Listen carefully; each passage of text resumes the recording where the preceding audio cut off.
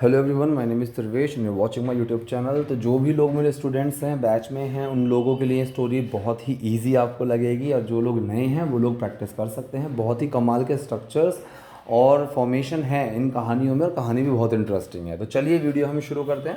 देखिए यहाँ पर पहले लिखा हुआ है, मैं अपना ब्रश ऑन कर लेता हूँ। There was a proud teak tree. Okay, so there was a proud teak tree. अब देखो, जो टीक ट्री होता है इसका मतलब क्या होता है? जो आपका सागौन का पेड़ होता है ना, और उसको हम क्या सागौन का पेड़ बोल देते हैं, सागवान का पेड़ बोल देते हैं। जिसकी लकड़ियाँ होती हैं, बहुत बड़ा और शक्तिशाली ट्री होता है, उसकी बात हो रही है। सो जब भी आपको कोई चीज़ की एग्जिस्टेंस प्रेजेंस बतानी हो तो हम देयर का यूज़ करते हैं, और उसके साथ स्टेट ऑफ बीइंग के जो हेल्पिंग वर्ब्स होती हैं वो लगती हैं। जैसे is am are, was were, has been, have been भी लग जाती हैं कई बार, और आपका विल बी ये लग जाता है। सो यहाँ पर पास्ट की बात चल रही है। So there was a proud teak tree in the forest, जंगल में। ही वॉज टॉल एंड स्ट्रॉन्ग, वो बड़ा, लंबा और शक्तिशाली था। So he was tall and strong, ये सेंटेंस भी हमारा स्टेट ऑफ बीइंग है कि यहाँ पर किसी की कंडीशन की बात चलती है, कोई एक्शन नहीं होता। So he was tall and strong. There was a small herb next to the tree. So there was a small herb next to the tree, कि उस पेड़ के बराबर में एक, अब हर्ब की क्या बात होती है? हर्ब का मतलब होता है जड़ी बूटी, और यहाँ पर हम घास फूस के लिए भी बोल सकते हैं, ठीक है, कि पत्ती, जड़ी बूटी, घास फूस, उस तरीके से। So there was a small herb next to the tree, कि उस बड़े पेड़ के बराबर में एक छोटी सी घास फूस थी, हर्ब थी छोटी सी। The teak tree said, past indefinite sentence है यहाँ पर, कि उस जो वो सागौन का पेड़ था उसने कहा, टीक ट्री ने कहा, पास्ट इंडेफिनिट सेंटेंस है। I am very handsome and strong, मैं बहुत सुंदर और शक्तिशाली हूँ, ठीक है। No one can defeat me. अब यहाँ पर देखो, अगर आप नॉट लगाते तो any one can not, any one can not defeat me, ये बन जाता कि कोई मुझे नहीं हरा सकता। आप एनी वन और नॉट को मर्ज करके नो वन कर सकते हो, ठीक है। ऐसे ही एनीथिंग और नॉट को मर्ज करके हम नथिंग बोल देते हैं, ठीक है। एनी वेयर और नो को मर्ज करके नो वेयर बोल देते हैं। ऐसे कई सारे शब्द हैं। So no one can defeat me, मुझे कोई नहीं हरा सकता। अब यहाँ देखो, हेयरिंग दिस, हेयरिंग दिस, इसे सुनकर, ये चीज़ कई तरीके से आप आई एन जी यहाँ पर आप यूज़ कर सकते हो। जैसे eating this I am not feeling good, कि यार ये खा कर मेरे को अच्छा नहीं लग रहा। हैविंग प्लस थर्ड फॉर्म का यूज़ कर सकते हो, एंड का यूज़ कर सकते हो, बिफोर आफ्टर का यूज़ कर सकते हो। तो ये सेंटेंस बोलने का कई सारे तरीके होते हैं। तो एक नॉर्मल ये भी है कि आप सिंपल आई एन जी लगा कर भी इन सेंटेंसेस को बोल सकते हो। सो हेयरिंग दिस, ये चीज़ सुनकर, द हर्ब रिप्लाइड, कि उस हर्ब ने उत्तर दिया, उसने रिप्लाई किया, डियर फ्रेंड, प्यारे दोस्त, डियर फ्रेंड, प्यारे दोस्त, too much pride is harmful, कि इतना घमंड, इतने ज़्यादा घमंड भी अच्छा नहीं होता, ज़्यादा खुद पे गर्व करना भी अच्छी बात नहीं है। Even the strong will fall one day, even the strong. अब देखो यहाँ पर एक चीज़ का ध्यान रखा करो, इवन इस जिस चीज़ से पहले लग रहा है ना, हिंदी में उस चीज़ के बाद भी लगा हुआ होगा। और ऐसे ही जब आप हिंदी से इंग्लिश में जा रहे हो, तो जिस चीज़ के बाद आपने भी का यूज़ कर दिया, इवन इंग्लिश में आप उस चीज़ से पहले लगा सकते हो। जैसे यहाँ पर बोला इवन द स्ट्रॉन्ग, तो द स्ट्रॉन्ग, शक्तिशाली, उससे पहले यहाँ पर इवन लगा दिया, तो भी जो है वो उसके बाद में होगा, ठीक है। सो शक्तिशाली भी, so even the strong will fall one day, वो एक दिन ज़रूर गिरेगा, वो एक दिन गिरेगा। The teak ignored the verbs word, the teak ignored the herbs word, जो टीक था, सागौन का पेड़ था, उसने इग्नोर कर दिया, नज़रअंदाज कर दिया हर्ब्स के शब्दों को, उस घास फूस के शब्दों को। He continued to praise himself, he continued to praise himself, उसने जारी रखा खुद की तारीफ करना। अब यहाँ पर एक चीज़ देखो, खुद की तारीफ करना, तो ये एक जो डानी ने का सेंस होता है, जेरेंट्स के अंदर आ जाते हैं। तो हम यहाँ पर क्या करते हैं, अगर देखो कोई टू का यूज़ हो रहा है, अगर टू का यूज़ हो रहा है तो आपको वहाँ आई एन जी लगाने की ज़रूरत ही नहीं है। अगर टू लगाते हो तो आई एन जी नहीं लगाना है, अगर आप टू नहीं लगाओगे तो आपको आई एन जी लगानी है। So he continued praising himself, he continued, praise में आई एन जी लग जाएगा। सो ही कॉन्टिन्यूड प्रेजिंग हिमसेल्फ, कि उसने खुद की तारीफ करना जारी रखा। A strong wind blue, past indefinite sentence आया यहाँ पर देखो, अ स्ट्रॉन्ग विंड ब्लू, एक तेज हवा चली, एक तेज हवा चली, ब्लो की सेकेंड फॉर्म यहाँ पर blew. So strong wind blew, the teak stood firmly, firmly मतलब दृढ़ता से, स्थिरता से, ठीक है। सो टीक स्टूड फर्मली, जो पेड़ था, जो सागौन का पेड़ था, वो फर्मली, दृढ़ता से, स्थिरता से वो टिका रहा। इवन व्हेन इट रेन्ड, अब फिर देखो इवन आ गया, व्हेन इट रेन्ड, जब बारिश हुई तब भी, बारिश में भी, ठीक है, बारिश हुई तब भी। सो इवन इट रेन्ड, ये कि बारिश भी हुई, इस तरीके से कि बारिश भी हुई, व्हेन इट रेन्ड, तो बारिश हुई जब भी। द टीक स्टूड स्ट्रॉन्ग, तो यहाँ पर जो वैन का यूज़ आया तो जब के लिए आया है, वैन इट रेन्ड, जब बारिश हुई। अब इवन का यूज़ हो गया, जब बारिश हुई तब भी। द टीक स्टूड स्ट्रॉन्ग, जो टीक था, जो वो पेड़ था, वो स्टूड, खड़ा था, strong, and spreading his leaves, और अपनी जो पत्तियां था वो फैला रहा था, स्प्रेडिंग, फैलाते हुए, कोई चीज़ करते हुए, तो वो खड़ा हुआ था अपनी पत्तियों को फैलाते हुए। ठीक है, कि जब कोई तेज़ हवा या आंधी भी कोई तेज़ हवा चल रही थी या फिर अगर बारिश हो रही थी तब भी। ठीक है,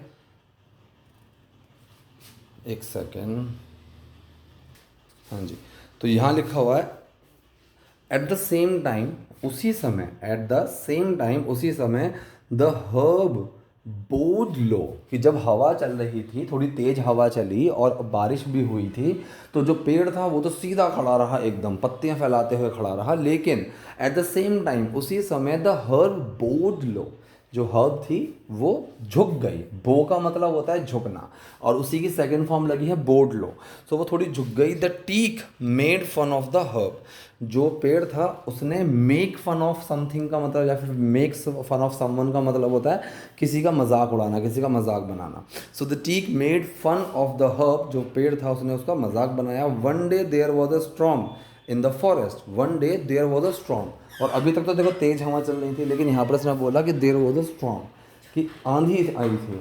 ठीक है, so there was a storm in the forest, कि एक दिन जंगल में आंधी आई थी। द हर्ब बोर्ड लो, अब जो हर्ब थी, जड़ी बूटी थी, वो झुक गई, वो तो नीचे झुक गई। As usual the teak did not want to bow, as usual, हमेशा की तरह, द टीक, जो वो पेड़ था, डिड नॉट वॉन्ट टू बो, वो झुकना ही नहीं चाहता था। The storm kept going stronger, जो वो तूफान था, कैप्ट ग्रोइंग, अब यहाँ पर ध्यान से समझना, की प्लस आई एन जी, की प्लस आई एन जी, कोई चीज़ करते रहना, होती रहना, कॉन्टीन्यूटी की जब बात आती है ना, तो वहाँ पर एक्शन कीप का यूज़ होता है, और उसके साथ जो उसके साथ लगी हुई है वो, उसमें आई एन जी आएगा ही, जो चीज़ होती रहे, जो काम है उसमें आई एन जी आएगा। तो कोई भी सेंटेंस हो, फॉर्म अगर चेंज होगी तो कीप की होगी, चाहे वो प्रेजेंट इंडेफिनिट हो, पास्ट कॉन्टिन्यूस, कोई भी हो। तो यहाँ पर जो सेंटेंस बना ये है past indefinite. So the storm kept growing, तो यहाँ जो डिड छुपा है वो कीप के अंदर छुपा है, आईएनजी ग्रो के अंदर आएगा ही आएगा। The storm kept growing stronger, जो तूफान था वो और भयानक होता गया, होता चला गया। The teak could no longer bear it, no longer, और ज़्यादा, so could no longer bear it, वो नहीं कर सका, अब कुड का यूज़ हुआ है यहाँ पर। So the teak could no longer bear it, जो टीक था वो उसको और ज़्यादा बर्दाश्त नहीं कर सका। ही फेल्ट, उसने महसूस किया, again past and definite sentence, he felt his strength giving away, अब यहाँ पर जो आई एन जी लगा हुआ है, कोई चीज़ होते हुए, करते हुए, फिर से उसका यूज़ हुआ।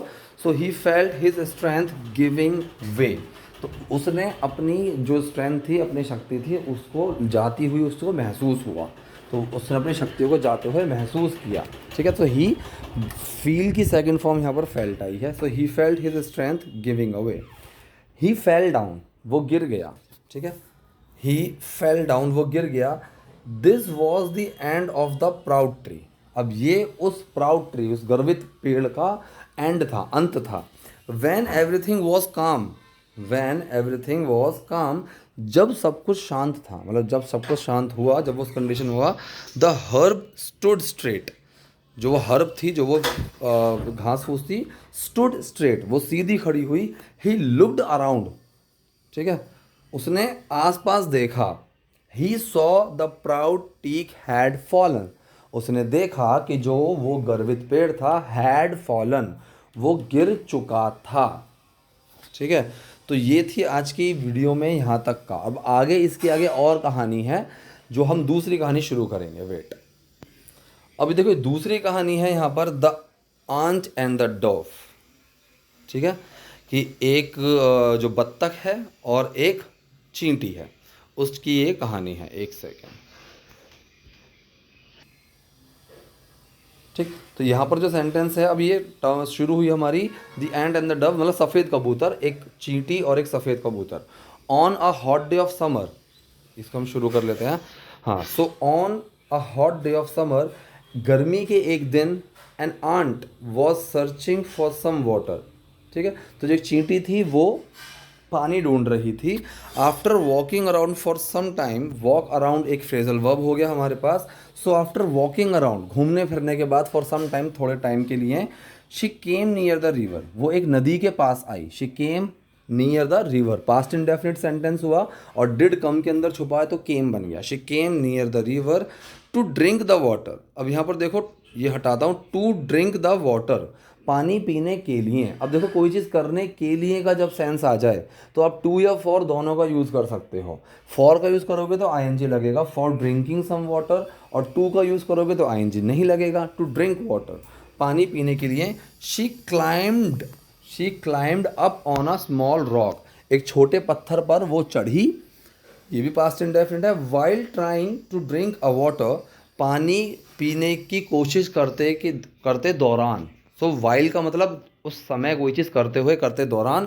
सो while trying to drink a water, पानी पीने की कोशिश करते हुए दौरान, ठीक है। अब देखो, कोशिश करते, पीने की कोशिश करते हुए, पीने की, तो यहाँ पर भी जो ड्रिंक के से पहले टू लगा हुआ है। वाइल ट्राइंग, कोशिश करते हुए, टू ड्रिंक अ वाटर, पानी पीने की कोशिश करते हुए। She slipped and fail into the river, वो फिसल गई और नदी में गिर गई। एक सेकेंड, हाँ जी। तो अब आया देयर वॉज अ डव, इसको हटा देते हैं।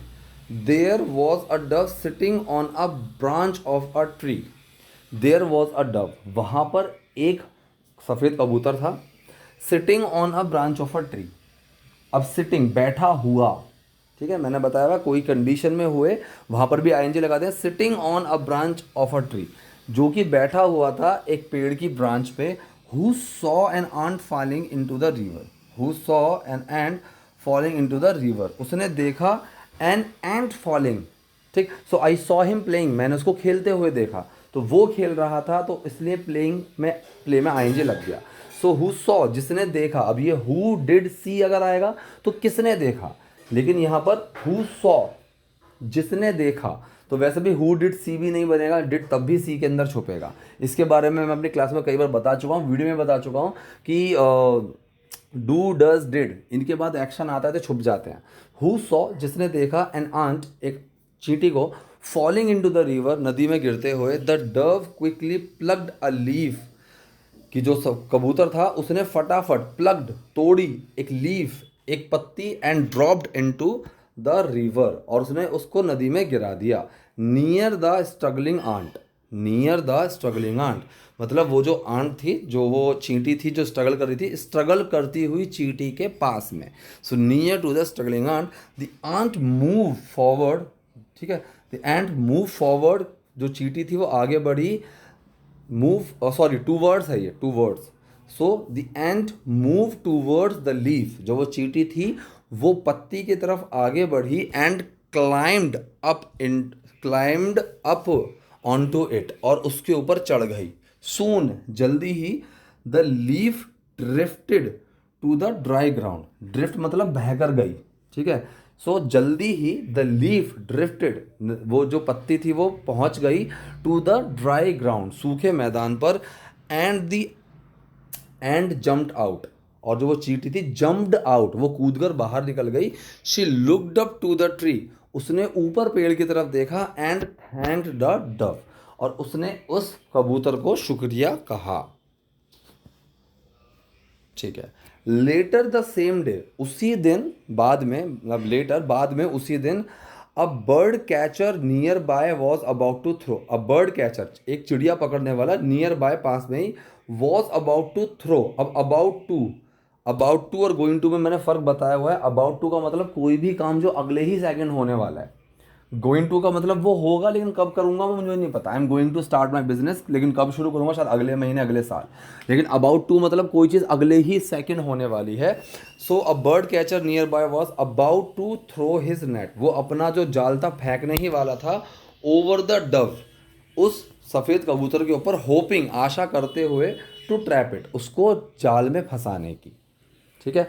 सो लेटर द सेम डे, उसी दिन थोड़ा देर बाद, एक चिड़िया पकड़ने वाला पास का ही, अबाउट टू थ्रो, वो फेंकने वाला था अपना जाल, ओवर द डव, उस सफ़ेद कबूतर पे, ये आशा करते, उसको पकड़ने की, उसको ट्रैप करने की आशा करते हुए। एंड सॉ हिम, एक चींटी ने उसको देखा, past indefinite, and guessed what he was about to do. Guessed के अंदर भी ईडी लगा हुआ है, सेकंड फॉर्म लगी हुई है, और उसने अंदाज़ा लगाया, चींटी ने अंदाज़ा लगाया, and guessed what he was about to do, कि वो क्या करने वाला था। अब देखो यहाँ पर सवाल तो है नहीं, अगर सवाल होता तो WH के बाद हेल्पिंग वर्ब आती, what was he about to do, कि वो क्या करने वाला था। लेकिन यहाँ सवाल नहीं है, यहाँ पर एक जनरल चीज़ बोली जा रही है, और उसने अंदाज़ा लगाया कि वो क्या करने वाला था। द डव वॉज रेस्टिंग, जो सफ़ेद कबूतर था वो आराम कर रहा था, and he had no idea about the bird catcher, और उसको चिड़िया पकड़ने वाले के बारे में कोई आइडिया नहीं था। तो ये जो हैड लगा हुआ है, ये पोजेशन हैव की सेकंड फॉर्म है, क्योंकि ये भी पास्ट इंडेफिनिट में ही बना है, और हैव के अंदर डिड छुपा तो वो हैव बन गया, सॉरी हैड बन गया। अगर इसी का नेगेटिव बनाओगे, नो की जगह अगर आपको नॉट लगाना पड़े, नो लगा दिया तो डिड बाहर निकालने की ज़रूरत नहीं है। लेकिन अगर आपको डिड नॉट लगाना है, so he did not have any idea, तो फिर हैव वापस आ जाएगा, क्योंकि हैड में से डिड निकल गया। लेकिन यहाँ पर नो लगा दिया, and he had no idea about the bird catcher, and quickly bit him on the foot. ठीक है। तो जो चींटी थी उसने फटाफट, झटपट से, तुरंत ही उसके पैर पर काट लिया।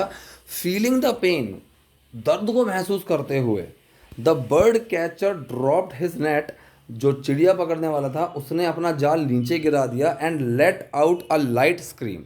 अब let out a light scream मतलब एक चीख आने दी। ठीक है। तो यहाँ पर इसको एक घुमाकर बोला गया है, and let out a light scream, और एक चीख उसने आने दी हल्की सी। द डव नोटिस्ड, जो कबूतर था उसने उस पर ध्यान दिया, नोटिस किया, एंड क्विकली फ्लू अवे, और फटाफट उड़ गया। ठीक है। तो ये थी आज की वीडियो, आज के सेंटेंसेस। कोई चीज़ समझ में ना आई हो कमेंट बॉक्स में पूछ लेना। वीडियो पसंद आई तो लाइक कीजिए, नए हैं लाइक सब्सक्राइब दोनों कीजिए। Thank you.